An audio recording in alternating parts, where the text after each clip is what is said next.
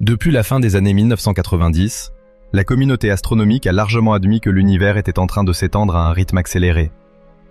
En 1998, deux équipes indépendantes avaient mesuré la luminosité de supernovae de type UA dans des galaxies lointaines et constaté que ces explosions stellaires, censées présenter une brillance assez uniforme, apparaissaient plus faibles que prévu. Cette découverte a mené à l'idée qu'il existait une composante d'énergie dite noire, dotée d'une pression négative, qui faisait accélérer l'expansion cosmique. Cependant, près de 30 ans plus tard, de nouvelles observations viennent aujourd'hui remettre en question ce schéma apparemment bien établi. Le 6 novembre 2025, une équipe de recherche affiliée à l'université Yonsei a publié une analyse approfondie portant sur plus de 300 supernovae de type UA, observées dans un vaste échantillon de galaxies. Leur objectif était de détailler la luminosité de ces astres en fonction de leur distance, afin d'estimer la vitesse d'expansion de l'univers à différentes époques. Les résultats ont provoqué un séisme dans le monde scientifique. Selon cette étude, l'accélération cosmique que l'on pensait certaine pourrait bien s'être muée en un ralentissement inattendu. Pour comprendre cette affirmation, rappelons que les supernovae de type UA ont été considérées pendant longtemps comme des chandelles standards, c'est-à-dire des explosions stellaires supposées atteindre une luminosité intrinsèque presque identique d'un cas à l'autre. Concrètement, une supernova de type UA naît habituellement lorsque la maine blanche d'un système binaire accumule lentement de la matière en provenance de son étoile compagne. Lorsqu'elle dépasse une masse critique, une réaction thermonucléaire se propage en un éclair dans son cœur, pulvérisant l'étoile entière et libérant une énergie gigantesque. Cette intensité lumineuse, relativement uniforme, a fait de ces supernovae des outils de mesure très fiables pour déterminer la distance d'objets distants et ainsi tracer l'histoire de l'expansion cosmique. Pourtant, le principe de la chandelle standard n'est pas parfait. De légères variations peuvent altérer la brillance observée, et c'est précisément ce que la nouvelle étude met en évidence. En effet, la luminosité de ces explosions, bien que globalement standard, peut varier subtilement selon le type de galaxie dans lesquelles elles surviennent. Les chercheurs parlent du biais d'âge progéniteur, pour souligner que les galaxies plus jeunes ne présentent pas exactement la même composition stellaire que celles plus anciennes. Dans certains cas, les populations d'étoiles plus récentes pourraient modifier la brillance d'une supernova de type UA de façon non négligeable. Or, si l'on se trompe sur cette valeur de luminosité intrinsèque, toutes les estimations de distance sont faussées d'autant. Selon l'équipe de Yonsei, c'est précisément ce type de biais qui aurait trompé les astronomes en leur faisant voir une accélération plus importante qu'elle ne l'est réellement. Les chercheurs ont proposé une correction, basée sur l'âge moyen des populations stellaires présentes dans la galaxie haute, qui atteindrait une signification statistique proche de 5,5 sigma. Autrement dit, il serait hautement improbable que l'on obtienne un tel résultat par simple hasard. Une fois cette correction introduite dans les calculs, notamment pour des décalages vers le rouge plus petits que 0,45, l'expansion mesurée n'apparaîtrait plus aussi rapide qu'attendu. Cette nouvelle estimation suggère même que, de nos jours, l'univers ne serait plus en phase d'accélération, mais plutôt en train de ralentir. Un tel scénario implique que l'énergie noire, censée être la force maîtresse de l'accélération, décroît sous une forme ou une autre. Dans le modèle standard de la cosmologie, souvent surnommé lambda-CDM, l'énergie noire est traitée comme une constante immuable ajoutée aux équations d'Einstein. Découvrir qu'elle diminue dans le temps bouleverserait profondément nos conceptions de l'évolution à long terme du cosmos, puisqu'il n'entrerait plus nécessairement dans un régime d'expansion de plus en plus rapide. Depuis 1998, toutes sortes de preuves se sont accumulées en faveur de l'énergie noire, notamment grâce aux supernovae de type IA, mais aussi grâce aux fonds diffus cosmologiques et aux oscillations acoustiques des baryons. Cette cohérence apparente donnait beaucoup de crédit au principe d'une accélération continue. Si les nouvelles mesures sont justes, il faudra réviser ce consensus et envisager que l'énergie noire évolue dans le temps de manière plus drastique que prévu. La question du destin de l'univers, jadis envisagée comme un espace croissant d'échelle à l'infini, se trouve donc relancée. Naturellement, les chercheurs ne se basent pas uniquement sur les supernovae pour confirmer ou infirmer ce réajustement. Différentes mesures de structure à grande échelle, dont les oscillations acoustiques des baryons, contribuent également à tracer le profil d'expansion. Les BAO, correspondent à des ondes de densité se propageant dans la soupe primordiale, qui ont laissé un motif mesurable dans la distribution des galaxies. En examinant la distance séparant les pics caractéristiques de cette répartition, on peut estimer la vitesse d'expansion à diverses époques. Lorsque les astronomes comparent désormais les distances fournies par les supernovae corrigées au profil de ces oscillations, ils constatent, pour une large gamme d'observations, que les deux signaux concordent mieux en l'absence d'une forte accélération présente. Ce résultat a aussi résonné dans le contexte de la tension de Hubble, une problématique bien connue où les mesures locales du taux d'expansion, effectuées en étudiant de près la luminosité de supernovas, s'opposent aux estimations plus globales qu'offrent les observations du fond diffus cosmologique, comme celles effectuées par le satellite Planck. Cette tension ne cesse de grandir depuis plusieurs années. Certains y voyaient une faille dans notre compréhension de l'énergie noire ou une anomalie non résolue dans les mesures.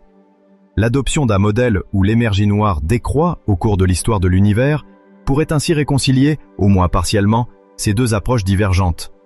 Toutefois, l'idée d'une énergie noire qui faiblit est loin de faire l'unanimité. Les astrophysiciens restent prudents à cause de la complexité des mesures de distance et de la nécessité d'établir des catalogues d'observations véritablement représentatifs. Le concept de biais d'âge progéniteur n'est pas accepté sans débat.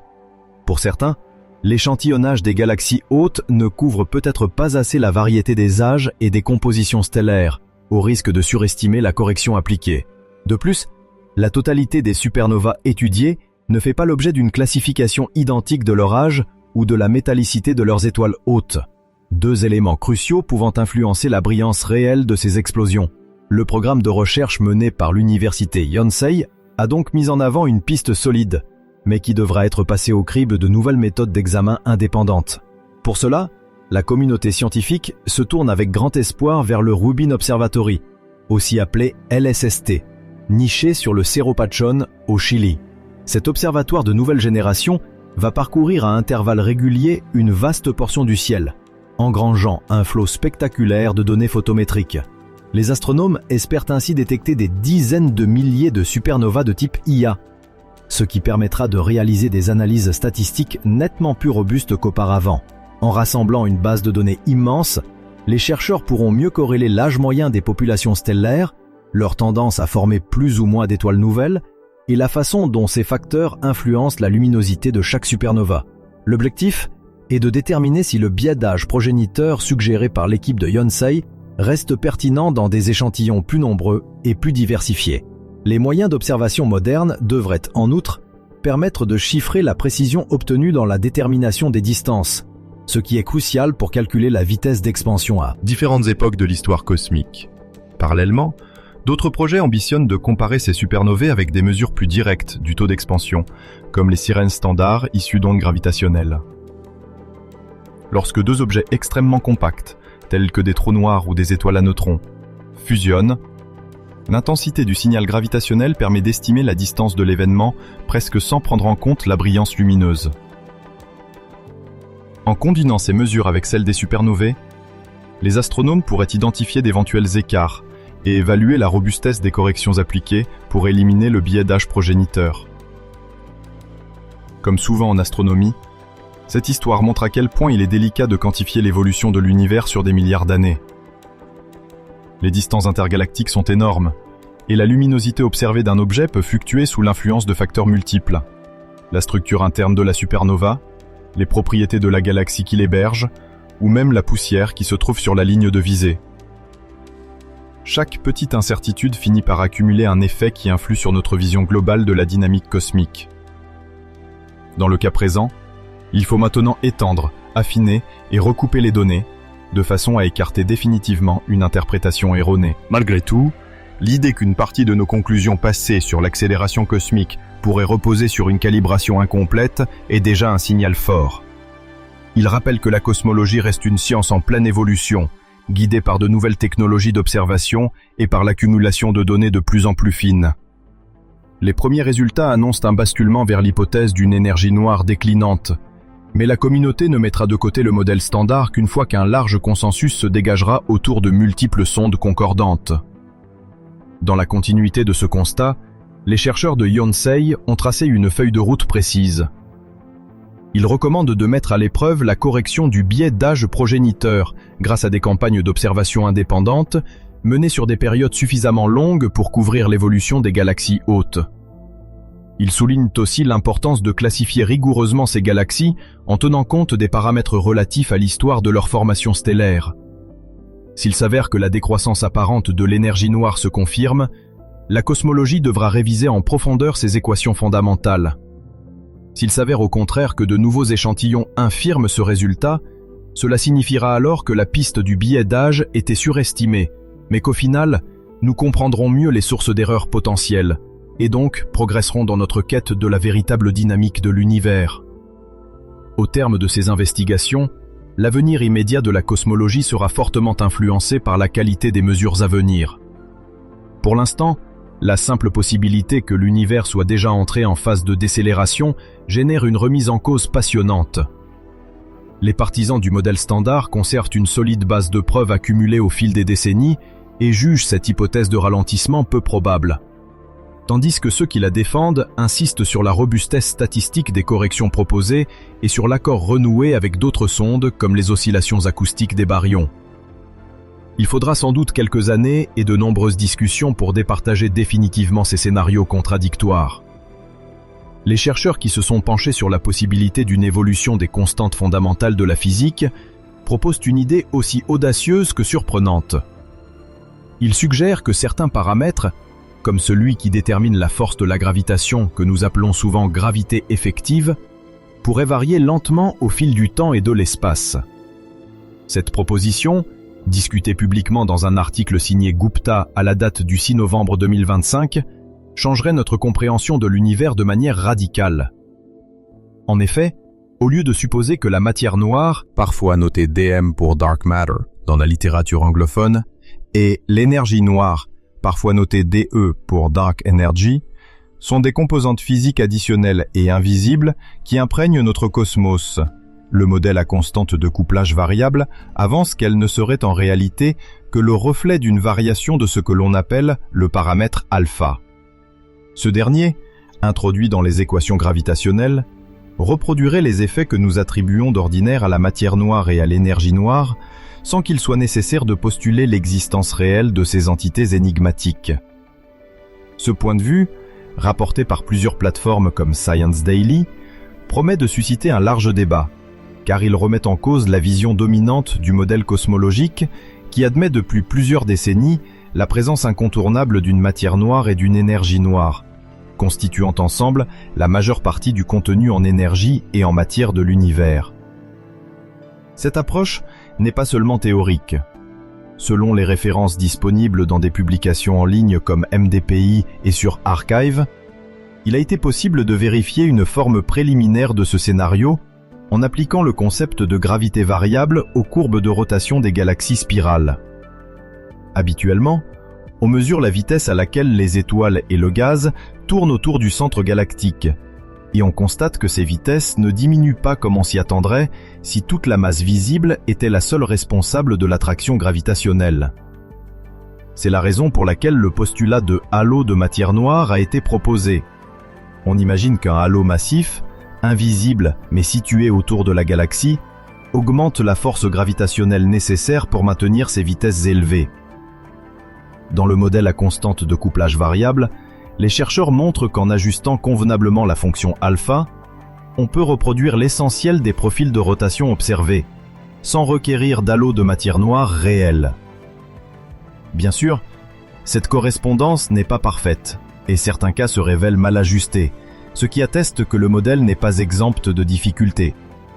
Cependant, l'idée globale suscite beaucoup d'intérêt, dans la mesure où elle repose sur le moins d'hypothèses supplémentaires possibles, si l'on accepte la variation même de ce nouveau paramètre alpha.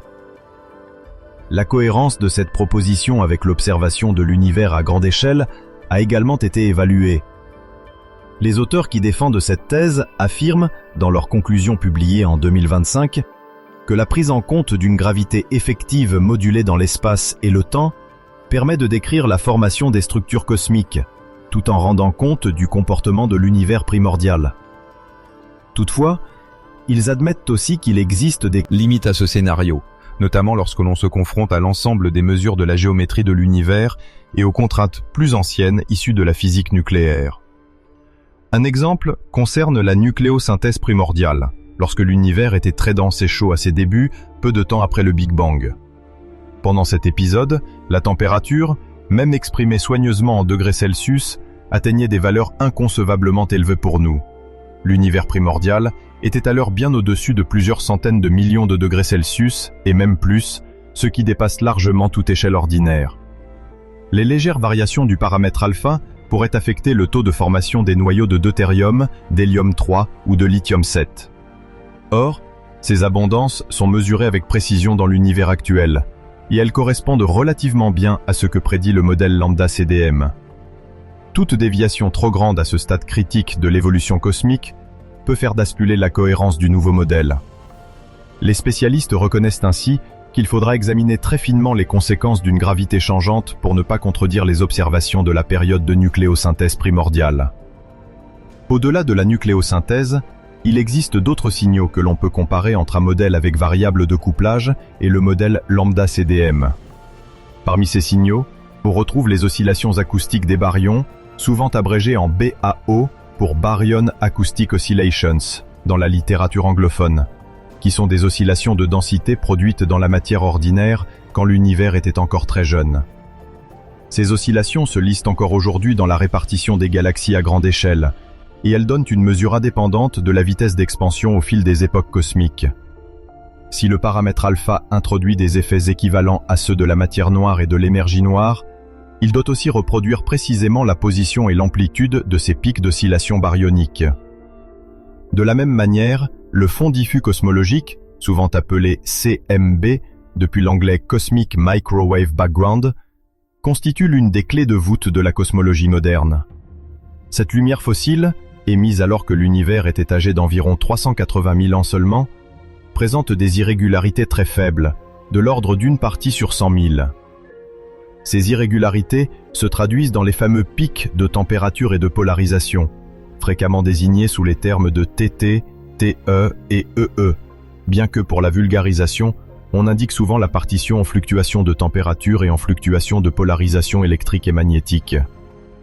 Les partisans du modèle lambda CDM constatent que celui-ci reproduit relativement bien la répartition de ces pics grâce à l'ajout de matière noire et d'énergie noire. Toute hypothèse alternative doit parvenir à obtenir un accord au moins aussi bon avec ces données, réputées très précises, notamment celles récoltées par le satellite Planck. À ce sujet, l'amortissement Silk, un phénomène crucial dans le fond diffus cosmologique, entre également en jeu. Cet amortissement se produit lorsque la diffusion de photons sur les électrons efface graduellement certaines fluctuations de petite taille, et il impose des contraintes quantitatives sur la physique du plasma primordial. Un paramètre alpha susceptible de varier induirait inévitablement des changements subtils sur cet amortissement, et il est donc possible de prédire les meilleures manières de le tester. Les futurs relevés de données, qu'ils proviennent de multiples observatoires spatiaux ou de télescopes au sol, permettront de vérifier dans quelle mesure ce modèle à gravité variable reproduit l'ensemble des structures mesurées à toutes les époques, depuis l'aube cosmique jusqu'à nos jours. Un volet particulièrement intéressant de cette piste de recherche touche à ce que l'on nomme la dérive en décalage vers le rouge à long terme, parfois appelée redshift drift en anglais. L'idée consiste à mesurer l'évolution du décalage vers le rouge des galaxies lointaines, non pas à un moment donné, mais sur plusieurs années ou décennies, afin de constater directement si le taux d'expansion de l'univers se modifie sous nos yeux. Dans le cadre du modèle lambda CDM, cette dérive en décalage vers le rouge s'établit à un certain niveau, prédite avec précision, mais qui reste extrêmement difficile à mesurer avec la technologie actuelle. Dans le nouveau modèle de Gupta et de ses collaborateurs, alpha étant potentiellement en train de changer, la signature observée dans cette dérive pourrait être différente. Ainsi, si l'on parvenait à mesurer, d'ici plusieurs dizaines d'années, un écart appréciable par rapport à la dérive attendue, on pourrait soit confirmer, soit infirmer la pertinence de ce paramètre alpha variable. La démarche qui consiste à confronter les prédictions à des observations futures de haute précision représente l'un des piliers essentiels de la méthode scientifique. Les auteurs défendent qu'une telle falsifiabilité constitue un atout pour leur approche. car il ne suffit pas de la contester sur des considérations théoriques. On doit pouvoir la mettre à l'épreuve de futurs relevés de données cosmologiques. Néanmoins, il est essentiel de souligner que ce modèle demeure très ambitieux et qu'il n'a rien de consensuel. Le grand public a pu mesurer, lors des dernières décennies, à quel point la communauté scientifique dans son ensemble a adopté progressivement l'idée d'un univers dont 70% environ de la densité totale d'énergie est constituée d'énergie noire, et environ 25% de matière noire, ne laissant qu'une petite fraction, 5%, à la matière ordinaire. Balayer d'un revers de main ces entités pour leur substituer une unique fonction alpha en pleine évolution n'allait pas de soi. Cela implique de revisiter toute la construction théorique qui a permis de construire la concordance entre de nombreuses données distinctes. Les mesures très précises du fond diffus cosmologique, la distribution spatiale des galaxies sur des relevés extrêmement larges, la formation de structures, ou encore le comportement des amas de galaxies. Les avis restent fragmentés. Certains chercheurs se disent enthousiastes face à l'ingéniosité de cette solution et saluent l'effort pour concevoir une théorie plus simple. D'autres estiment que les approximations ou les complications mathématiques inhérentes à l'introduction d'un paramètre alpha variable finissent par rendre le modèle aussi complexe, voire plus, qu'une version standard où l'on maintient la constance des lois de la physique fondamentale. Il existe d'ailleurs une longue liste d'objections formulées par les partisans du modèle lambda CDM, dont un aperçu est relayé sur des sites spécialisés comme phys.org. L'une des critiques majeures tient au fait que, dans le formalisme d'Einstein, la relativité générale repose sur de solides principes géométriques s'appliquant à la structure de l'espace-temps. Y introduire une variation ad hoc qui s'opérerait dans le temps et l'espace peut rendre le cadre beaucoup moins élégant, ou du moins, plus difficile à gérer. De plus, les partisans du modèle lambda CDM rappelle que c'est précisément parce que cette théorie est remarquablement robuste qu'elle a permis de prédire avec succès toute une série de phénomènes, y compris l'amplitude et la structure des anisotropies du fond diffus cosmologique. Si on modifie substantiellement la théorie, ne risque-t-on pas de remettre en cause ses succès et de devoir introduire en contrepartie une série de corrections artificielles pour compenser les désaccords ? Par ailleurs, certains redoutent que la flexibilité du nouveau paramètre alpha devienne si vaste qu'il perde sa capacité à être véritablement testé. On pourrait en effet ajuster alpha à la demande, de sorte à reproduire chaque nouvelle mesure, ce qui affaiblirait la force de la théorie et la rendrait insensible à l'expérience. Les auteurs répondent à cela que le but n'est pas de proposer un paramètre alpha modifiable sans aucune contrainte, mais plutôt d'établir une loi précise et justifiée physiquement. Cette loi pourrait dépendre de la densité locale de matière, ou bien de la température cosmique moyenne, ou même d'autres mécanismes exotiques liés à la physique des particules. Ils soulignent également que toute théorie alternative de la gravité doit, par construction, se conformer à de nombreuses observations déjà disponibles. Les limites imposées par l'ère de la nucléosynthèse primordiale, par l'existence même du fond diffus cosmologique et par la formation de galaxies et d'amas, constituent déjà une formidable batterie de tests qu'il n'est pas facile de satisfaire. À court terme, le groupe travaillant sur cette question envisage de nouveaux calculs pour mieux clarifier la manière dont la gravité, modifiée par alpha, aurait pu influencer les grandes étapes de l'histoire cosmique.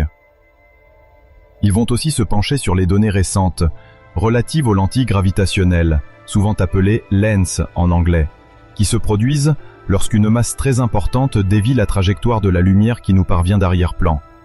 Les mesures de lentilles sont étroitement liées à la répartition de la matière et constituent donc une épreuve cruciale pour un quelconque modèle niant la présence d'un halo de matière noire. Par la même occasion, la structure à grande échelle de l'univers, c'est-à-dire la répartition des galaxies et des amas, laquelle est cartographiée par de nombreux relevés récents comme DESI, un programme de cartographie spectroscopique des galaxies, crucible à ce nouveau concept de variation de couplage. Bien que les conclusions préliminaires présentées dans ces travaux semblent plutôt encourageantes pour cette nouvelle approche, il est clair que la prudence demeure de mise. Les auteurs de l'article eux-mêmes, à la date du 6 novembre 2025, annoncent que les preuves directes d'une éventuelle variabilité de la gravité ne sont pas encore acquises, et qu'il faudra s'appuyer sur un spectre d'observation bien plus large et de meilleure qualité pour valider ou invalider leurs propositions. On cite fréquemment les missions d'observation prévues dans les années à venir. à la fois dans les domaines optiques, radio et infrarouge, ainsi que dans les ondes gravitationnelles. Ces signaux multisondes pourraient donner lieu à des comparaisons croisées permettant de tester simultanément plusieurs caractéristiques du modèle. L'amplitude des anisotropies du fond diffus cosmologique, la vitesse d'expansion de l'univers à différentes époques, la géométrie de distribution de la matière et l'évolution temporelle détaillée de la constante alpha. Seules des mesures indépendantes et un accord entre plusieurs méthodes pourront offrir un verdict solide quant à la nécessité d'introduire un tel paramètre en cosmologie. Malgré ces incertitudes, ce modèle ouvre un champ exploratoire passionnant.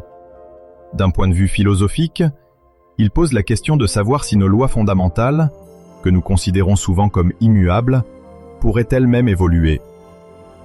Jusqu'ici, la communauté scientifique s'accordait plutôt à penser que ce sont uniquement les états physiques de l'univers qui évoluent, mais pas les règles sous-jacentes.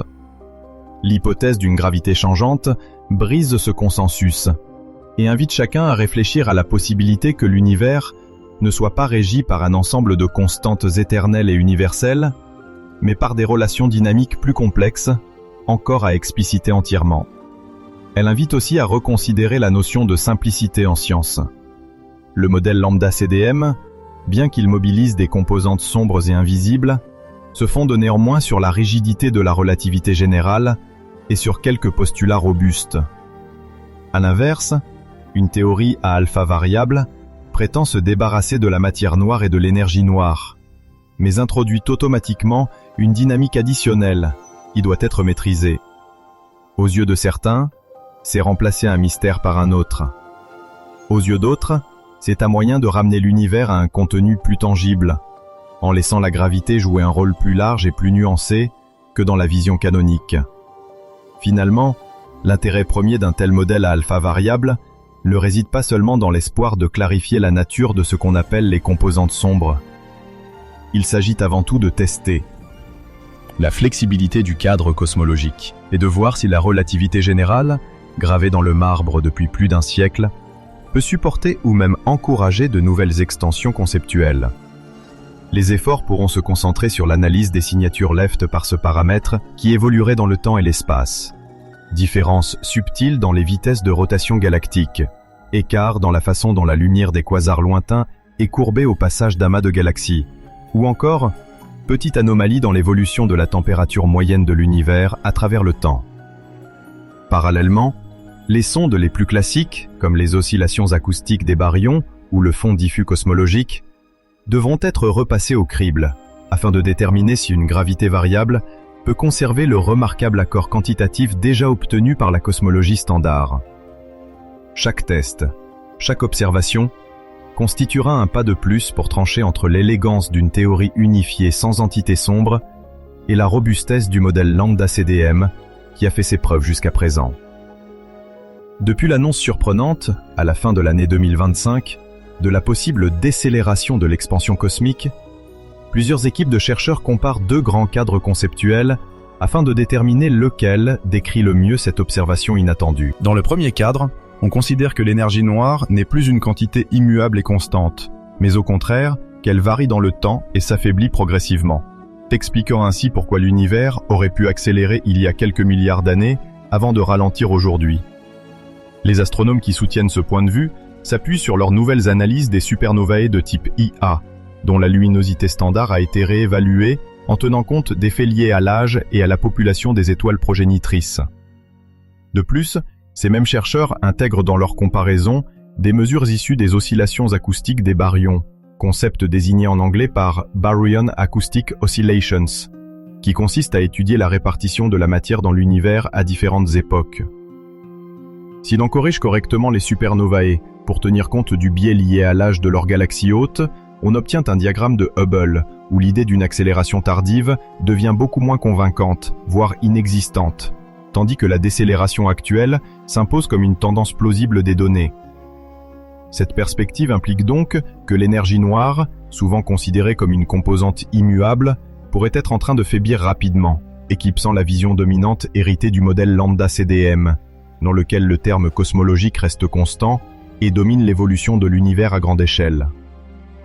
Dans ce contexte, L'élargissement récent de l'échantillon de supernovae de type Ia jusqu'à un décalage vers le rouge, appelé redshift, inférieur à environ 0,45, a conduit à une correction d'ampleur statistiquement significative, culminant à environ 5,5 sigma, ce qui représente un degré de certitude élevé pour la communauté scientifique. En parallèle, les mesures d'oscillations acoustiques des baryons, réalisées par des projets tels que DESI, acronyme anglais pour Dark Energy Spectroscopic Instrument, semblerait confirmer que le taux d'expansion actuel n'est plus nécessairement compatible avec une accélération soutenue. Autrement dit, ces deux séries de données, une fois harmonisées, pointeraient vers un scénario sans accélération, résolvant potentiellement la fameuse tension de Hubble, qui oppose les estimations de la constante de Hubble dans l'univers local et celle déduite du fond diffus cosmologique.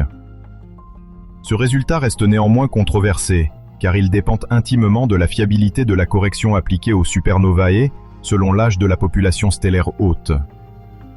De nombreux spécialistes attendent ainsi la mise en place de tests indépendants afin de consolider ou de réfuter cette hypothèse. Les futurs relevés du télescope Vera-C.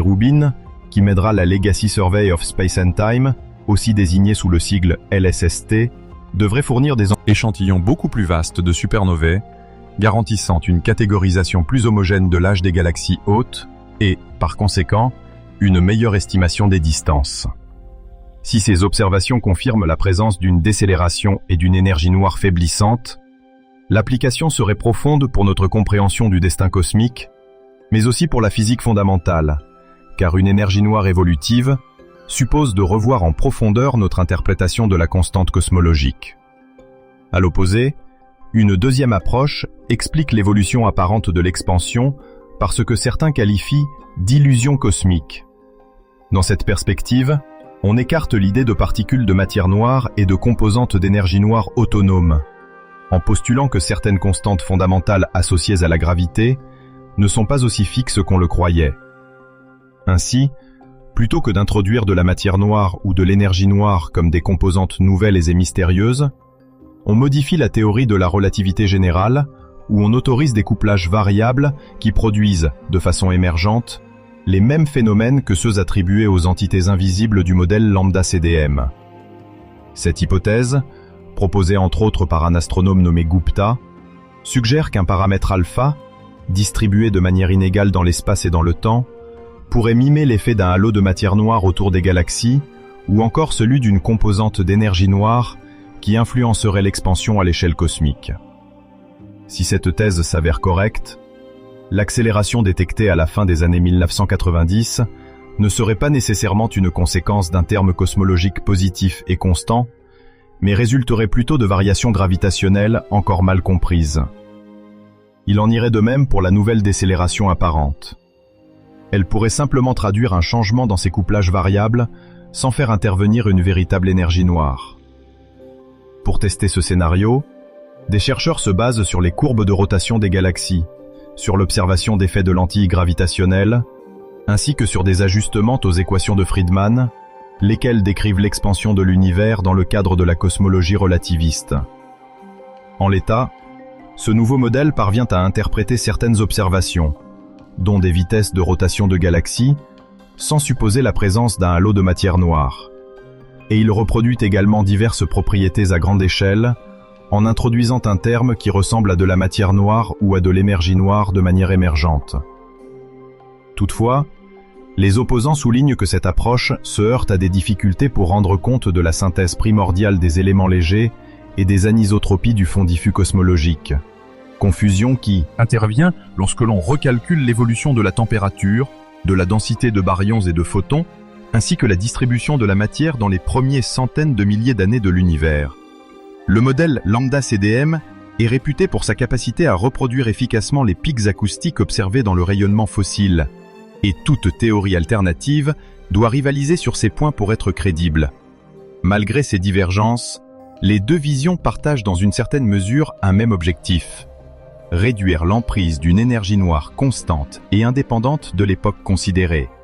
Dans le cadre de la réanalyse des supernovae Ia, assortie de la correction liée à l'âge, on obtient une décélération effective, tandis que dans le cadre de la modification de la gravité, on peut générer un phénomène qui ressemble à une évolution du taux d'expansion sans faire appel à une véritable composante d'énergie noire. Dans les deux cas, on aboutit à une forme de révision du scénario standard. Soit l'énergie noire est moins stable et moins importante qu'on ne l'imaginait, soit elle n'est pas fondamentale. Ces deux hypothèses se distinguent toutefois par leur degré de liberté. La première, n'ajoutant essentiellement qu'un paramètre décrivant l'évolution temporelle de l'énergie noire ou son équation d'état, tandis que la seconde remanie la structure même des équations de la gravité. Naturellement, ces différences conceptuelles se répercutent dans les ajustements aux données expérimentales. Les mesures du fond diffus cosmologique, en anglais Cosmic Microwave Background, issues notamment de la mission Planck, conservent un degré de précision tel qu'elles servent de pierre de touche. Elles permettent de tester subtilement la forme des équations de la cosmologie et l'existence possible de particules non baryoniques. De même, les oscillations acoustiques des baryons fournissent des marqueurs de la vitesse d'expansion à divers instants de l'histoire cosmique, imposant de contraindre fermement toute évolution dans le temps de la gravité elle-même ou d'une composante d'énergie. Enfin, les supernovae et IA, une fois corrigées de leur biais, interrogent la nature de ce qu'on appelle la luminosité standard, laquelle sert depuis plus de 2 décennies à mesurer des distances cosmiques. À court terme, le fait de disposer d'une piste pour réconcilier la tension de Hubble, c'est-à-dire la différence persistante entre la constante de Hubble déduite de l'univers jeune et celle mesurée localement, semble plaider en faveur d'un adoucissement de l'hypothèse de l'énergie noire ou de la révision de la gravité au niveau cosmologique, de manière à départager ces deux visions concurrentes. La communauté scientifique s'apprête à mener une série d'expériences cruciales d'ici à 2030. C'est principalement l'observatoire Vera C. Rubin, avec sa Legacy Survey of Space and Time, qui va considérablement étendre l'échantillon de supernovae de type 1A. Grâce à ce relevé, on espère déterminer l'âge des galaxies hautes avec une meilleure précision, et ainsi confirmer ou infirmer la correction controversée introduite récemment. Les cartes de cisaillement gravitationnel faible, c'est-à-dire les déformations subtiles de la forme des galaxies lointaines par les concentrations de masse sur la ligne de visée, feront également partie des mesures clés, car elles contraignent la répartition de la matière, qu'elle soit ordinaire ou non. Si un modèle de gravité modifié ou de constante variable est correct, on pourrait repérer des signatures spécifiques dans l'évolution du cisaillement gravitationnel au fil du temps cosmique. En parallèle, le projet DESI et d'autres futurs relevés spectroscopiques poursuivront leurs études sur les oscillations acoustiques des baryons, en poussant l'analyse vers des décalages vers le rouge plus importants, afin de traquer l'évolution du taux d'expansion de l'univers sur des milliards d'années. Dans ces mesures, on compare la taille caractéristique des modulations de densité de la matière à différentes époques. Puis, on déduit ainsi la façon dont l'univers s'est étendu au cours de son histoire. Un univers réellement en décélération aujourd'hui doit laisser une empreinte spécifique dans la distribution spatiale des galaxies, et ces relevés précisés permettront de voir si l'on détecte ou non une tendance marquant la fin de l'accélération. Un autre atout important pour tester ces deux cadres se situe dans la mesure des sirènes standards, c'est-à-dire l'observation conjointe d'ondes gravitationnelles et de signaux électromagnétiques émis par des événements cosmiques violents, par exemple la fusion d'étoiles à neutrons. Des instruments comme LIGO, Virgo et CaGRA, et bientôt des installations de prochaine génération comme Cosmic Explorer ou l'observatoire Einstein Telescope, détectent les ondes gravitationnelles, tandis que les télescopes classiques ou spatiaux enregistrent les signaux lumineux autour du même événement. En comparant la distance estimée grâce aux ondes gravitationnelles à celle déduite via la mesure de la luminosité, on obtient une façon indépendante de calculer le taux d'expansion de l'univers. Cet outil est particulièrement prometteur, car il ne se fonde pas sur les mêmes hypothèses de calibrage que les supernovae. Si les sirènes standards confirment la tendance vers une décélération à basse époque cosmique, cela renforcera l'idée d'une énergie noire qui s'affaiblit ou d'un effet de gravité modifié qui expliquerait l'illusion d'une accélération passée. Dans le cas contraire, si l'on retrouve sans ambiguïté une accélération, cela rendrait plus suspectes les corrections apportées aux supernovae et ruinerait l'argument selon lequel la gravité a été mal comprise. Par ailleurs, l'Observatoire spatial James Webb, abrégé en JWST, et le programme Cosmic Microwave Background Stage 4, souvent abrégé en CMB-S4, apporteront d'autres contraintes cruciales sur la structure de l'univers, la formation des premières galaxies ainsi que la période de réionisation. On surveillera également le phénomène dit de dérive du décalage vers le rouge sur des échelles de temps plus longues, qu'on espère un jour mesurer avec l'Extremely Large Telescope. Théoriquement, un changement dans le taux d'expansion doit s'inscrire dans l'évolution progressive de la position des raies spectrales des objets lointains, et cette dérive constitue un test d'autant plus robuste qu'il est quasiment indépendant des calibrations habituelles pour l'échelle de distance. Demain, si l'on arrivait à démontrer clairement que cette dérive est en contradiction avec une énergie noire stable, on validerait une approche évolutionnaire ou un modèle de gravité modifié. Au milieu de ces efforts se trouve la question capitale. De quelle manière ces relevés et instruments à venir pourraient-ils discriminer entre la décélération observée et l'hypothèse de l'illusion cosmique? Toute la subtilité consiste à déterminer quels signaux, observe bleu, constituent une signature sans équivoque de la variation réelle du taux d'expansion, et lesquels pourraient être répliqués par une modification de la gravité. On dispose déjà d'hypothèses précises. Par exemple, une évolution non triviale de la géométrie de l'univers peut affecter le mode de formation des grandes structures, c'est-à-dire la façon dont les galaxies et les amas de galaxies se regroupent au fil des époques. Un modèle de gravité modifié devrait, a priori, proposer un scénario pour expliquer l'histoire des fluctuations de densité depuis les âges sombres de l'univers jusqu'à nos jours, et prédire comment se manifestent les lentilles gravitationnelles fortes et faibles.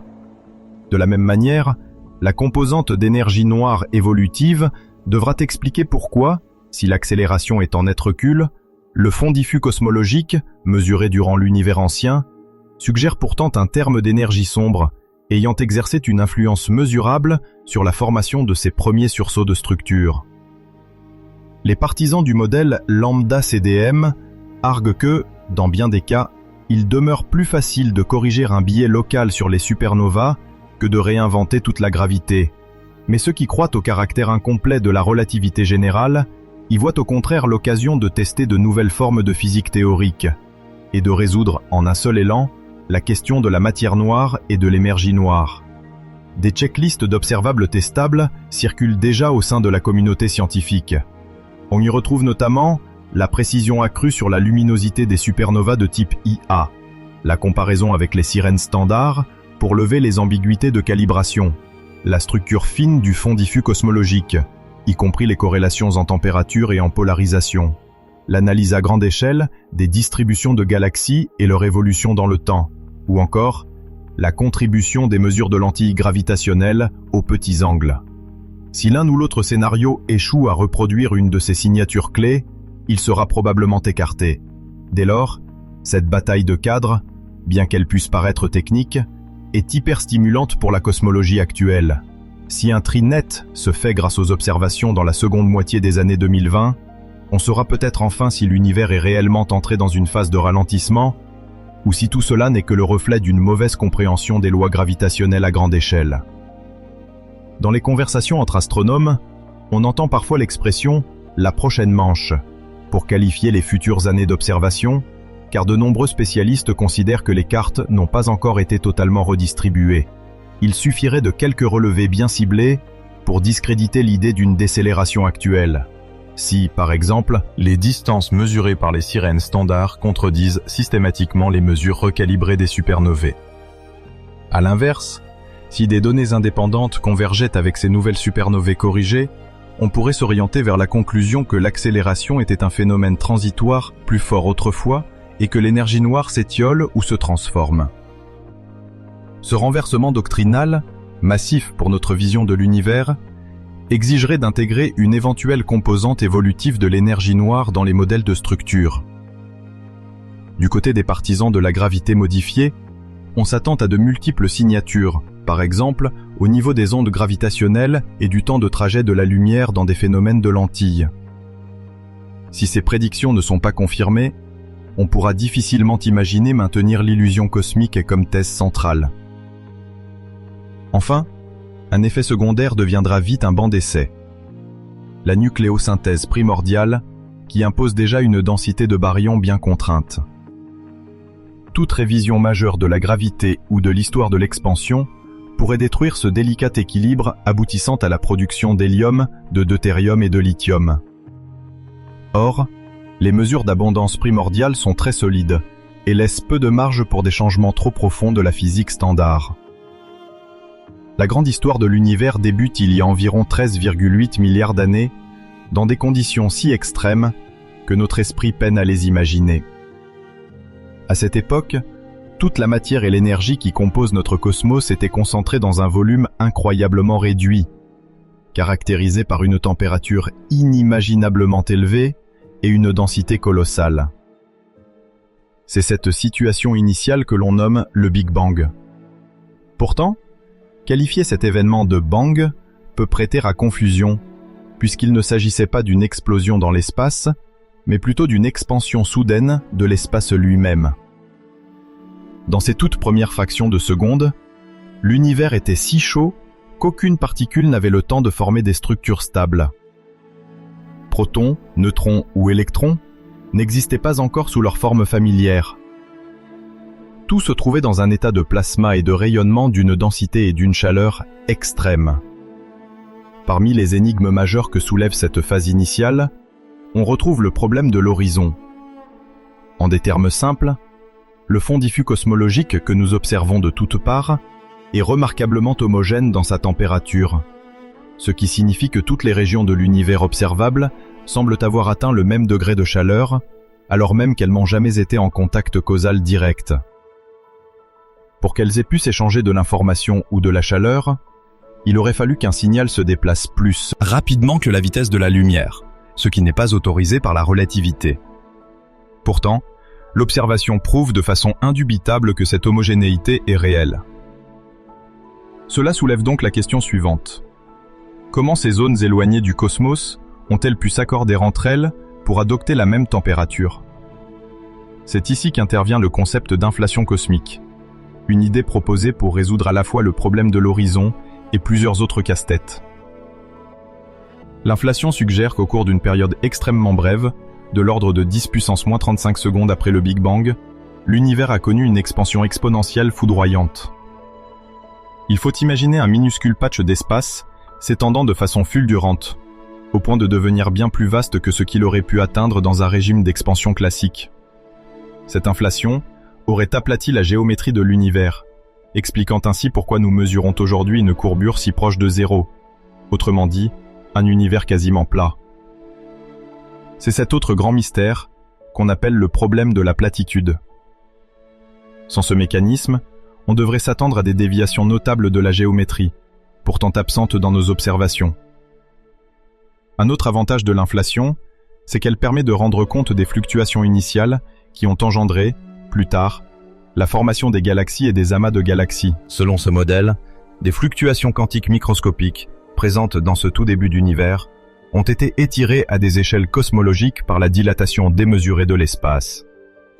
Ces fluctuations ont laissé une empreinte subtile dans la matière et le rayonnement, que l'on observe de nos jours sous la forme d'un spectre presque invariant dans le fond diffus cosmologique, également appelé rayonnement fossile.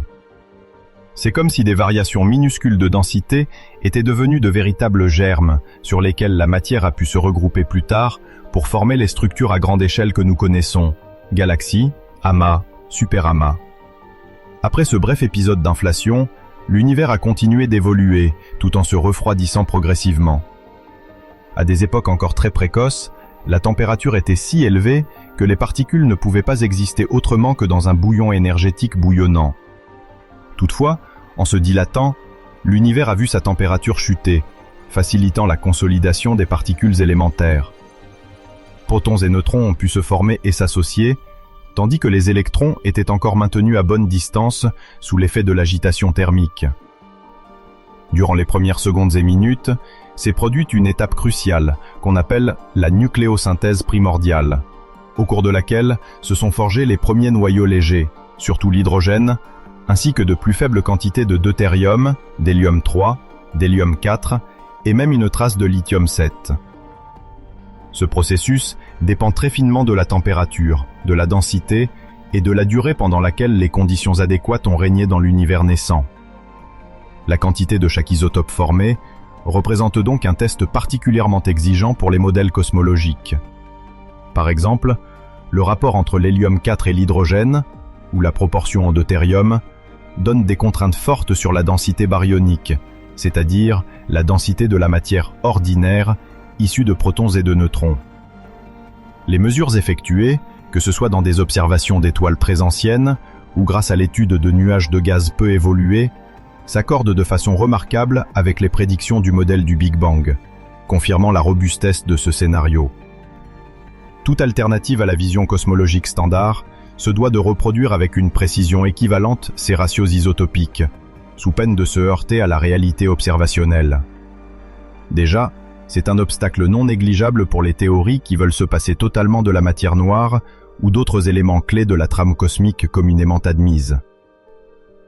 Progressivement, à mesure que le temps s'écoulait, l'univers continuait de se dilater et de se refroidir.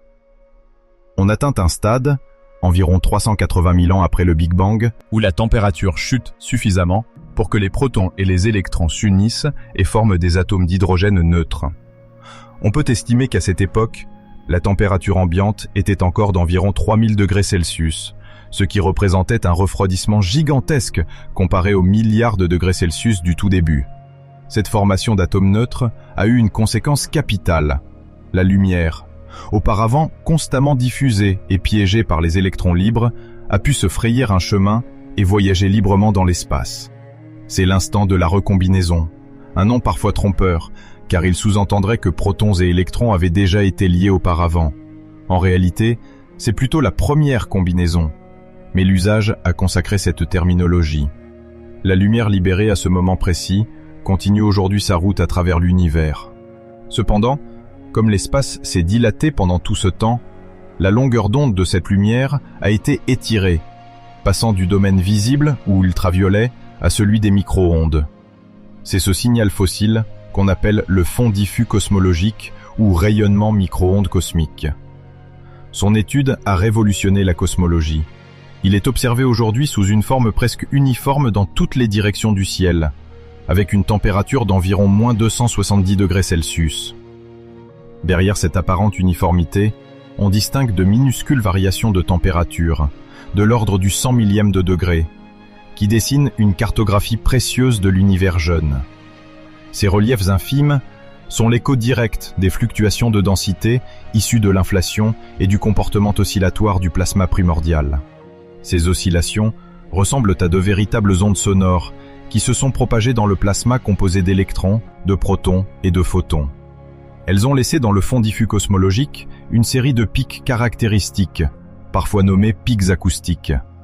Leur position et leur amplitude donnent des informations de premier ordre sur la composition et la géométrie de l'univers.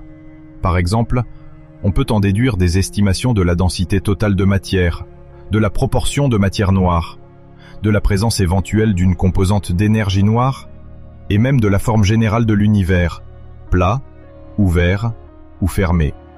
Les missions spatiales telles que COBE, WMAP et Planck ont cartographié ces variations avec une précision croissante, confirmant de mieux en mieux l'image d'un univers qui, à grande échelle, suit les prédictions du modèle qui inclut une constante cosmologique pour expliquer une accélération de l'expansion, ainsi qu'un contenu majoritairement formé de matière noire froide et de matière ordinaire en moindre proportion. Dans ce tableau, la force du modèle, nommée Lambda Cold Dark Matter, réside en partie dans le fait qu'il explique simultanément l'abondance relative des isotopes légers, la structure en pic acoustique du fond diffus cosmologique et la distribution à grande échelle des galaxies. C'est justement pour cette raison que la moindre hypothèse alternative doit faire la preuve qu'elle peut, elle aussi, retrouver la même justesse dans la prédiction de ces observations clés. S'il manque une concordance sur le spectre précis du rayonnement fossile, ou sur les pourcentages de deutérium ou d'hélium observés, cela signifie que la théorie en question ne peut pas valablement dépasser l'efficacité du modèle Lambda Cold Dark Matter. Toute théorie qui modifierait la gravité par un paramètre alpha qui varierait dans l'espace-temps, ou qui supposerait une autre forme d'énergie noire évolutive, se voit confrontée à ce défi. Faire au moins aussi bien que le modèle standard sur ces points désormais incontournables. Dans l'obscurité presque totale qui succède à l'émission du fond diffus cosmologique, l'univers entre dans une ère souvent désignée comme les âges sombres. Les photons qui auparavant interagissaient fortement avec la matière se sont dissipés dans toutes les directions, laissant derrière eux un milieu neutre et très peu lumineux. Les atomes d'hydrogène, majoritairement présents, n'émettent pas de rayonnement significatif dans ces conditions, et aucune étoile n'a encore pris naissance pour illuminer le cosmos. Cette vaste période, qui s'étend sur plusieurs centaines de millions d'années, est caractérisée par l'absence de sources de lumière visibles à grande échelle. Les fluctuations de densité qui existaient déjà dans les phases antérieures ne se sont toutefois pas évanouies. Elles continuent au contraire à se renforcer sous l'effet de la gravité, préparant le terrain à l'émergence des premières grandes structures. Les différentes zones de l'univers où la densité de matière est plus forte se contractent et attirent à elles l'hydrogène environnant, tandis que les régions moins denses demeurent relativement vides. Sur le plan théorique, c'est pendant cette phase que la matière noire froide, dont on suppose qu'elle n'interagit presque pas avec la lumière, joue un rôle crucial pour enclencher la croissance des futures galaxies. Son caractère froid signifie simplement qu'elle se déplace à des vitesses bien inférieures à celles de la lumière, ce qui aide les concentrations de matière à se regrouper plus efficacement. L'ensemble de ces phénomènes demeure calme pour un observateur imaginaire, puisqu'aucune radiation intense ne perce encore l'obscurité cosmique. Les âges sombres se terminent progressivement lorsqu'apparaissent les premières sources de lumière capables de réioniser l'hydrogène neutre sur de vastes étendues. Cette réionisation correspond au moment où des photons suffisamment dits de énergétiques arrachent à nouveau les électrons des atomes d'hydrogène, rendant le gaz environnant ionisé comme il l'était autrefois, peu après le Big Bang. Aujourd'hui, les scientifiques s'accordent pour penser que les premières étoiles, en s'effondrant gravitationnellement dans les puits de potentiel dessinés par la matière noire, auraient joué un rôle majeur dans cette réionisation. Avec ces étoiles précoces, composées principalement d'hydrogène et d'hélium, naît également la toute première génération de lumière stellaire. Ces astres, souvent considérés comme extrêmement massifs et chauds, auraient diffusé d'énormes quantités de rayonnement ultraviolet sur leur environnement. Au fur et à mesure que leurs vents stellaires et leurs supernovae éventuelles balayent le gaz environnant, les bulles ionisées s'étendent jusqu'à finir par se rejoindre et couvrir d'immenses volumes de l'univers.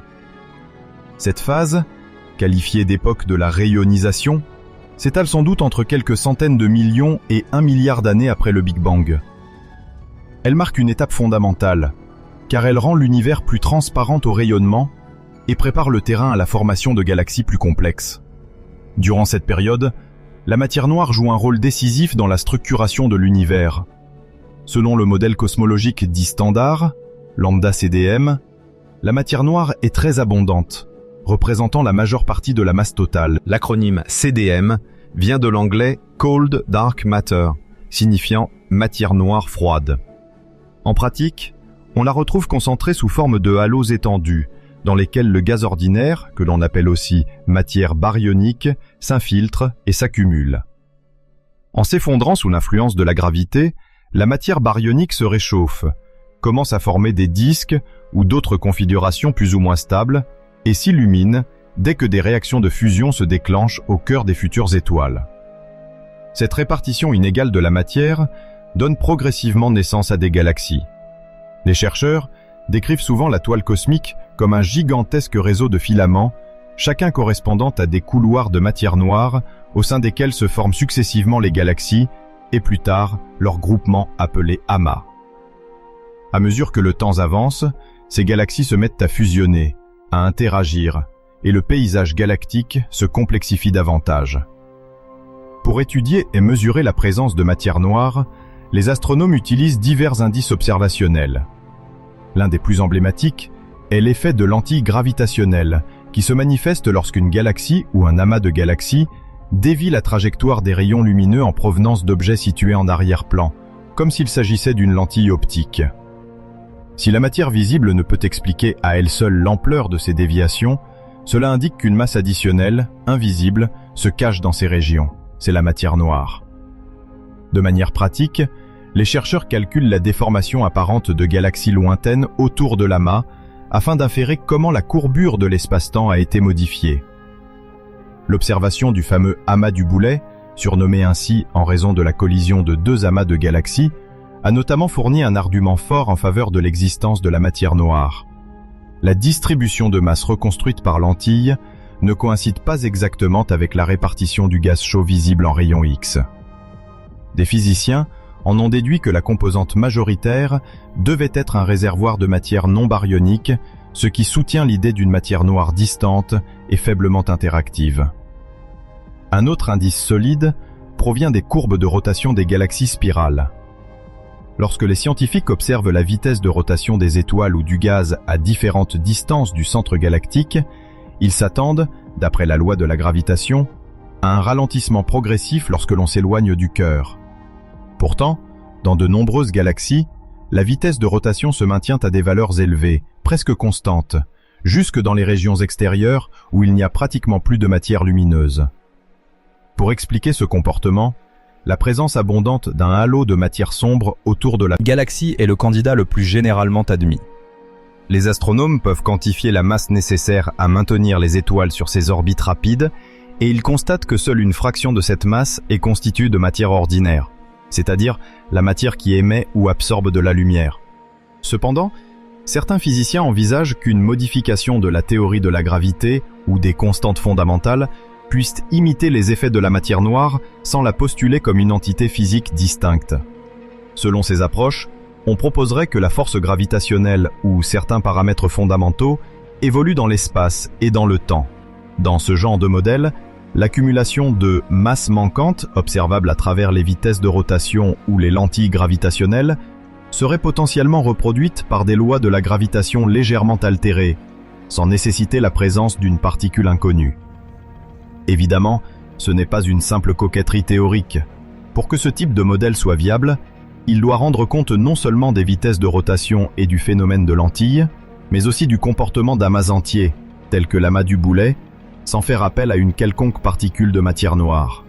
Les auteurs de ces théories planchent donc sur des équations cosmologiques modifiées, dans lesquelles des paramètres ajustables introduisent des termes additionnels qui s'apparentent aux effets traditionnellement attribués à la matière noire. Mais l'enjeu est de savoir si ces lois modifiées peuvent aussi expliquer tout le panorama des observations, y compris la formation des grandes structures, l'abondance des galaxies satellites, ou encore les contraintes issues de la nucléosynthèse primordiale. Dans le cadre où l'on fait varier les constantes de couplage, le défi est immense. Il faut trouver une cohérence qui englobe la croissance des grandes structures, leur distribution spatiale, et l'évolution du gaz ionisé, le tout sans contredire ce que l'on mesure précisément par ailleurs, comme la composition chimique des vieilles étoiles ou la géométrie de fonds diffus cosmologiques. À l'échelle cosmique, la formation des structures se manifeste également par la mise en place de filaments qui relient les amas et les groupes de galaxies.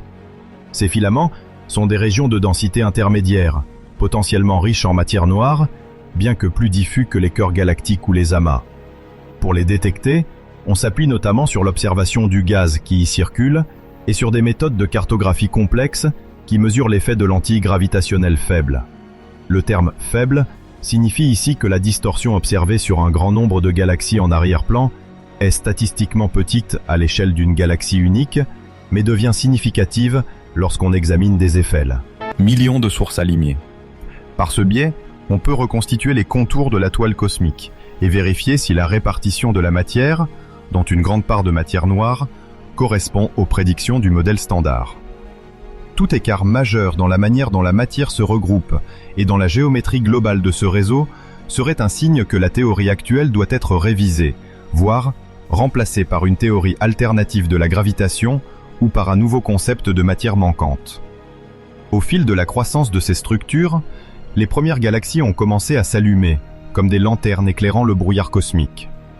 L'observation des galaxies très précoces, c'est-à-dire formées moins d'1 milliard d'années après le Big Bang, est aujourd'hui rendue plus accessible grâce au télescope spatial James Webb, baptisé du nom d'un ancien administrateur de l'agence spatiale nord-américaine. Cet instrument est capable de capter des longueurs d'onde infrarouges avec une sensibilité inédite, ce qui permet de détecter la lumière extrêmement affaiblie de galaxies lointaines dont le rayonnement est décalé vers le rouge par l'expansion de l'univers. Les astronomes espèrent éclaircir plusieurs interrogations. Quelles étaient les caractéristiques de ces galaxies pionnières ? Avec quelle efficacité transformaient-elles leur gaz en étoiles ? Ont-elles eu un rôle prédominant dans la réionisation ? Ou bien partageaient-elles cette tâche avec d'autres sources comme les noyaux de galaxies actives, alimentés par des trous noirs supermassifs ? Les données de ce télescope spatial fournissent aussi des contraintes importantes sur la manière dont la matière noire, ou ce qui en tient lieu dans les théories alternatives, influence le déroulement de la formation galactique. Dans le modèle standard à matière noire, on s'attend à ce que des halos massifs se forment assez vite, permettant aux galaxies d'atteindre rapidement des masses notables, même à des époques reculées. Si, au contraire, on modifie les lois gravitationnelles, ou si l'on fait varier les constantes fondamentales, il se pourrait que la vitesse de croissance des structures ne suive pas exactement le même schéma.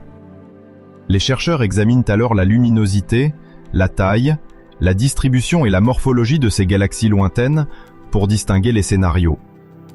Ainsi, si des galaxies trop massives sont détectées trop tôt par rapport à ce qu'autorise la simple gravité newtonienne enrichie de matière noire, les cosmologistes doivent alors peaufiner leurs équations ou bien soupçonner des processus supplémentaires, comme une phase de formation stellaire incroyablement efficace. Inversement, si les observations cadrent parfaitement avec les simulations informatiques conçues dans le cadre de la matière noire froide, on tient un argument de plus en faveur de cette dernière. Un débat important concerne l'impact du feedback, c'est-à-dire l'ensemble des processus par lesquels les étoiles, les explosions de supernovae ou encore les vents produits par les trous noirs en croissance redistribuent l'énergie dans le gaz environnant. Dans les jeunes galaxies, ces phénomènes bouleversent parfois leur structure interne, freinant la formation d'étoiles lorsqu'ils sont trop violents ou, au contraire, la réactivant dans certaines zones. Les astronomes s'attachent à déterminer dans quelle mesure ce feedback peut expliquer les vitesses de rotation, les dégagements de matière et la répartition des éléments chimiques. Selon que l'on adhère à la version standard avec la matière noire ou à un modèle de gravité modifié, la manière d'interpréter ces processus de régulation peut diverger. Par exemple, si dans un univers sans particules de matière noire, on explique le manteau invisible des galaxies par des variations spatiales de la force gravitationnelle, on devra sans doute réexaminer la façon dont l'énergie est redistribuée dans le disque galactique. Des bouffées de formation stellaire ou de puissants jets pourraient devenir nécessaires pour reproduire certaines vitesses d'éjection. En bref, le feedback n'est plus seulement un détail, il devient un paramètre essentiel à affiner pour vérifier la cohérence d'un modèle cosmique. Les télescopes terrestres et spatiaux scannent actuellement le ciel pour dénicher des galaxies de plus en plus lointaines, alors que leur lumière a voyagé durant des milliards d'années. Chaque découverte nourrit la discussion. Tel objet repéré à un décalage vers le rouge élevé, donc très ancien, présente-t-il des caractéristiques en contradiction avec le scénario classique de la matière noire froide ? Le James Webb, en particulier, c'est la promesse d'une moisson de données qui permettront de mesurer la quantité de gaz ionisé, la présence ou non de métaux lourds, c'est-à-dire des éléments plus lourds que l'hélium dans ces galaxies, et même la configuration de leurs bras spiraux ou de leurs éventuelles barres centrales. La comparaison de ces propriétés avec les simulations cosmologiques réalisées dans chacun des cadres, qu'il s'agisse du modèle de matière noire ou de gravité modifiée, renseignera sur la viabilité de l'un ou de l'autre. Les prochaines années seront donc cruciales pour savoir si les observations lointaines s'accordent ou non avec l'idée conventionnelle de halo massif habité par de la matière sombre.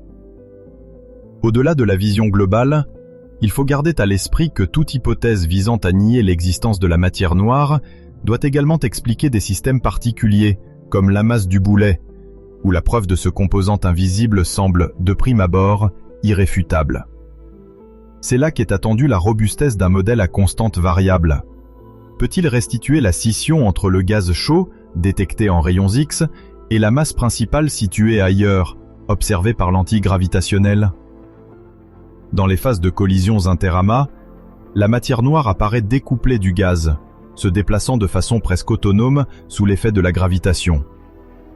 Dans un scénario sans matière noire, il faudrait une forme de gravité repensée pour que la masse responsable de l'effet de lentille se comporte ainsi. Les partisans de ce type de modification affirment que divers ajustements mathématiques permettent de retrouver quantitativement un phénomène similaire, mais l'on manque encore de mesures précises sur la distribution tridimensionnelle du gaz et des galaxies avant, pendant et après la collision. Dans la décennie à venir, de nouvelles campagnes d'observation et de nouvelles simulations aiguilleront nos certitudes.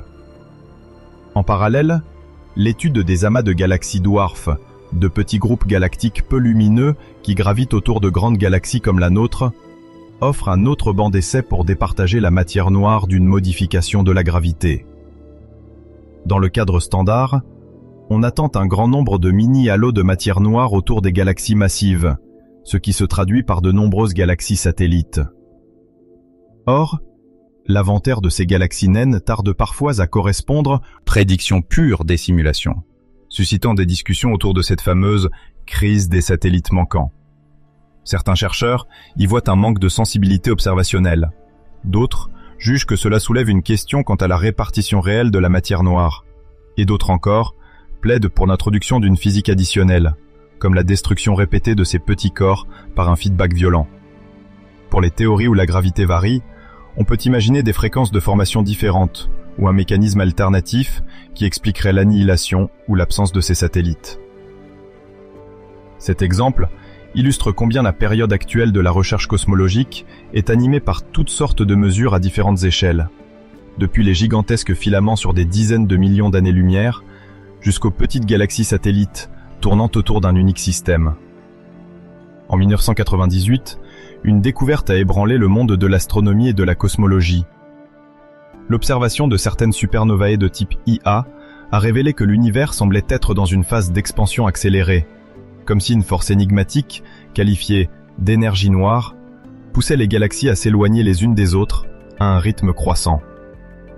Les supernovae de type IA, qui sont des explosions d'étoiles naines blanches en fin de vie, avaient jusqu'alors été considérées comme des chandelles standards, c'est-à-dire des indicateurs de distance fiables dont la luminosité intrinsèque est supposée à peu près identique pour toutes. En mesurant la luminosité apparente de ces supernovae et en la comparant à leur éclat attendu, les astronomes pensaient obtenir une mesure précise de leur distance, et par ricochet, du taux d'expansion de l'univers. Or, en 1998, plusieurs équipes indépendantes ont mis en évidence un écart important entre la luminosité réelle et celle escomptée, suggérant que l'univers s'étirait plus vite que prévu. Cette découverte a propulsé au premier plan l'hypothèse d'une constante cosmologique, souvent notée lambda en théorie, mais dont nous n'emploierons pas le symbole ici par souci de clarté. Ce nouveau paradigme, combiné au concept de matière noire froide, a donné naissance au modèle cosmologique lambda CDM. Dans cet ensemble théorique, l'énergie noire, qui correspond à cette constante cosmologique, constitue environ 70% de la densité d'énergie totale de l'univers, tandis que la matière noire, dite froide parce qu'elle se déplace lentement par rapport à la vitesse de la lumière, en représente un peu plus de 25%. Le reliquat, à peine 5%, est constitué de matière ordinaire, celle qui compose les atomes, les étoiles, les planètes, et tout ce que nous percevons directement. Ce modèle s'est alors imposé grâce à une grande force de frappe empirique, car outre l'indice fourni par les supernovae de type IA, il expliquait avec succès les données du fond diffus cosmologique, c'est-à-dire le rayonnement fossile émis lorsque l'univers, encore jeune et chaud à près de 3000 degrés Celsius, s'est suffisamment refroidi pour que les électrons et les protons s'associent et forment des atomes d'hydrogène neutres. Parallèlement, les mesures des oscillations acoustiques des baryons, connues comme BAO, montraient également une cohérence impressionnante avec ce modèle. Ainsi, vers la fin des années 1990 et au début des années 2000, la convergence de toutes ces observations laissait peu de place au doute. L'univers était en expansion accélérée, et une mystérieuse énergie sombre, a priori constante dans le temps, dominait son évolution. Au fil des ans, cependant, les astrophysiciens et les cosmologistes ont commencé à affiner les mesures liées à divers paramètres. Des programmes d'observation de plus en plus sophistiqués ont tenté de déterminer avec précision la valeur de la constante de Hubble, qui indique le rythme d'expansion actuel de l'univers. Dans ce contexte, la notion d'échelle de distance joue un rôle crucial. On essaie de calibrer les distances cosmiques pas à pas, en partant des mesures directes, comme celles des étoiles céphéides dans notre Voie lactée et dans des galaxies proches, puis en utilisant des supernovae plus lointaines comme étalon pour remonter encore plus loin dans l'univers. Grâce à cette chaîne de mesures, appelée aussi Distance Ladder, les chercheurs obtiennent une valeur pour la constante de Hubble. Or, plusieurs équipes, comme celle menée par un célèbre astronome à l'Institut des sciences du télescope spatial, ont publié des résultats selon lesquels la constante de Hubble, mesurée de manière directe, est en désaccord important avec la valeur inférée à partir de la mission Planck, qui se base sur l'analyse du fond diffus cosmologique. Ce décalage, connu comme la tension sur la constante de Hubble, a commencé à se creuser autour de 2018 et a atteint un niveau statistiquement significatif. En parallèle, une autre tension, parfois nommée tension sur S8, est apparue entre les résultats de la cartographie de la répartition de la matière dans l'univers, notamment par l'effet de lentille gravitationnelle faible, c'est-à-dire l'étude des déformations légères de la forme apparente des galaxies lointaines, et les prévisions issues du fond diffus cosmologique.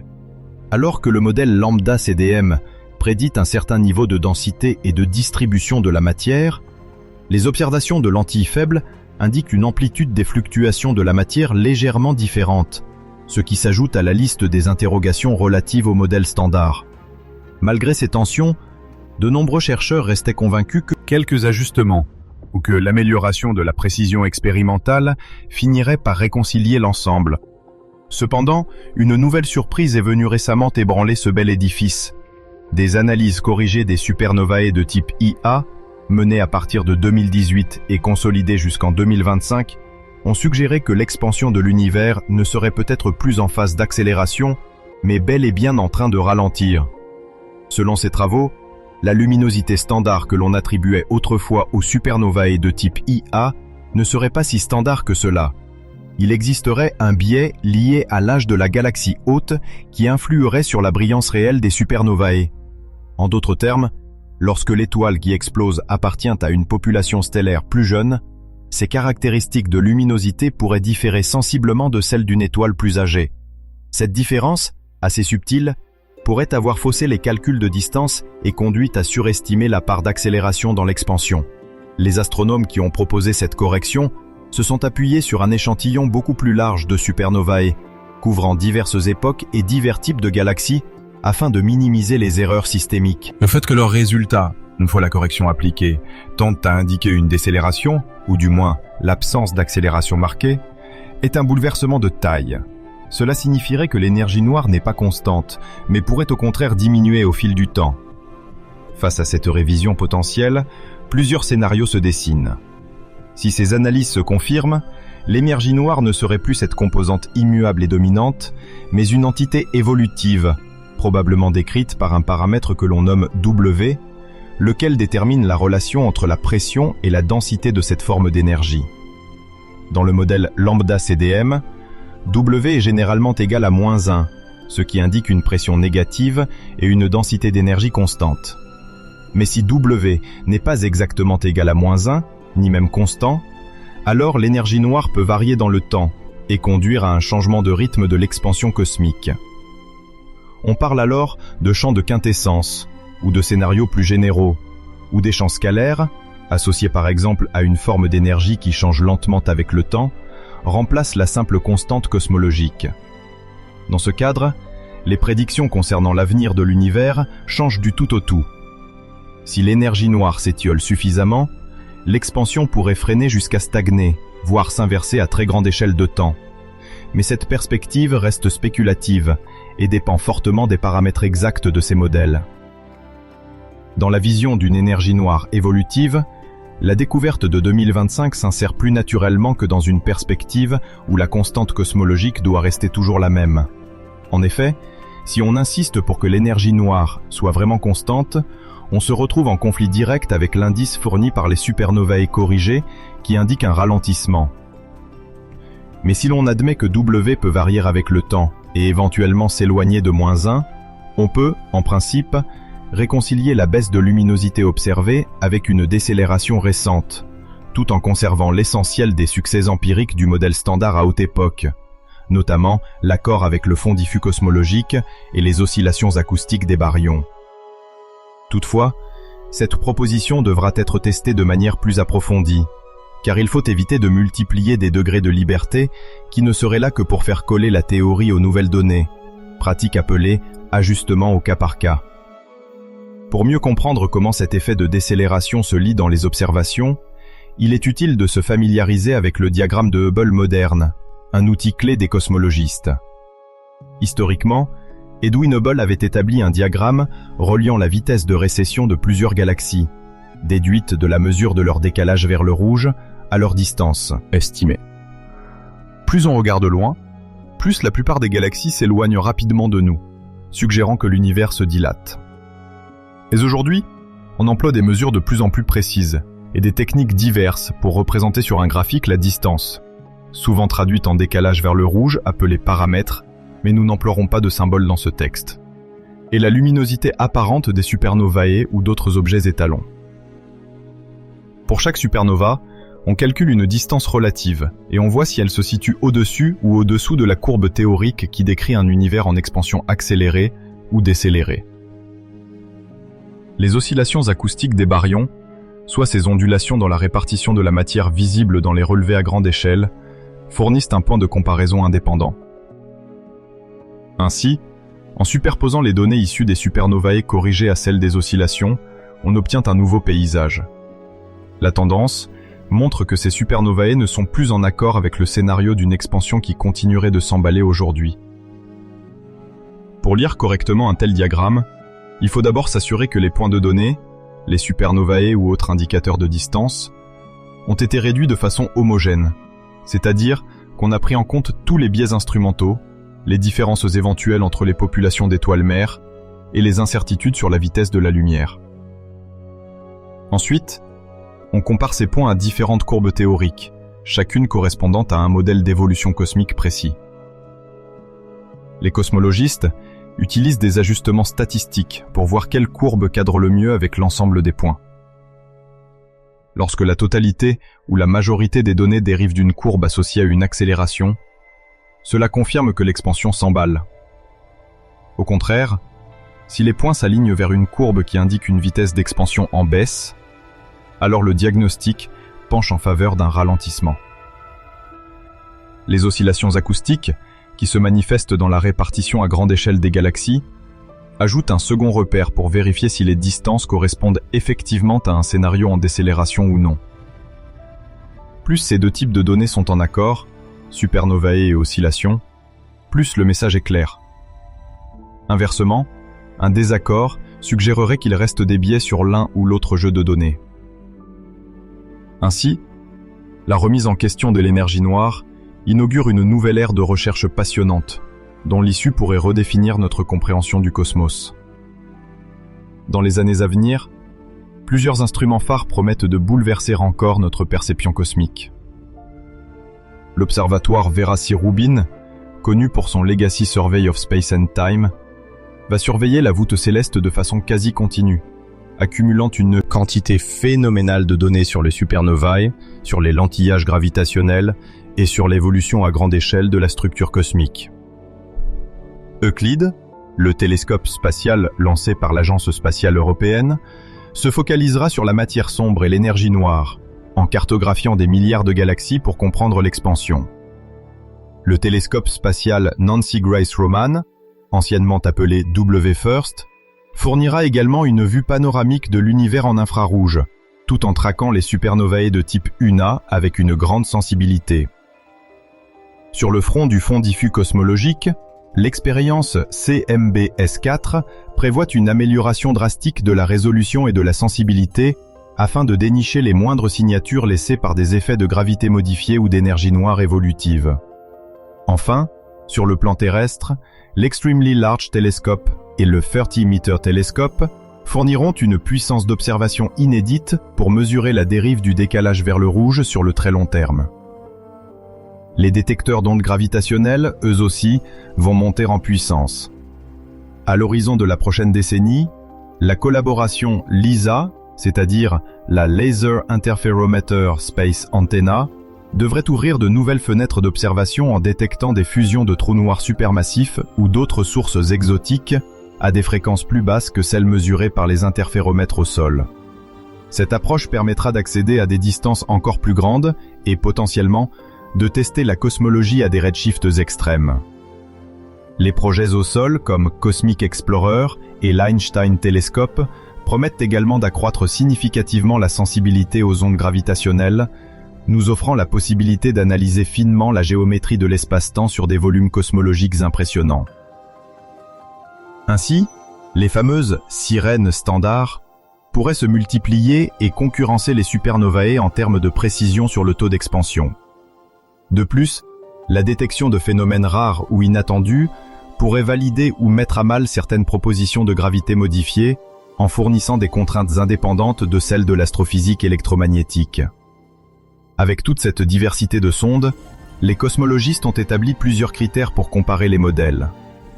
D'abord, il faut que la variation éventuelle de l'équation d'état de l'énergie noire, parfois notée par la lettre W dans la littérature scientifique, se manifeste clairement au fil du temps sans conduire à des contradictions dans les observables passés. Ensuite, ces modèles doivent être cohérents entre eux, c'est-à-dire qu'ils doivent décrire simultanément les supernovae, les oscillations acoustiques baryoniques, le fond diffus cosmologique et le lentillage, sans nécessité de réglages d'artificiels qui s'empilent. Enfin, il leur faut formuler des prédictions audacieuses.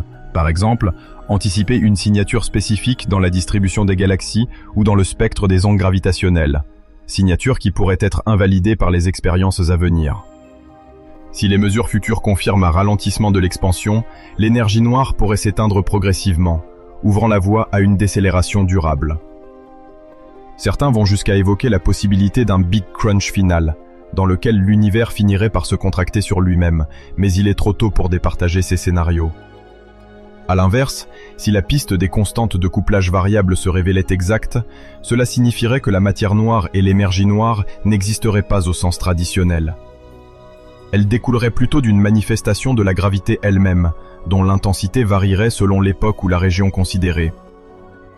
Enfin, il se pourrait que les analyses à venir rétablissent la validité du modèle lambda CDM, prouvant que les signaux intrigants mis en évidence en 2025 n'étaient que des artefacts de mesure ou des biais plus subtils.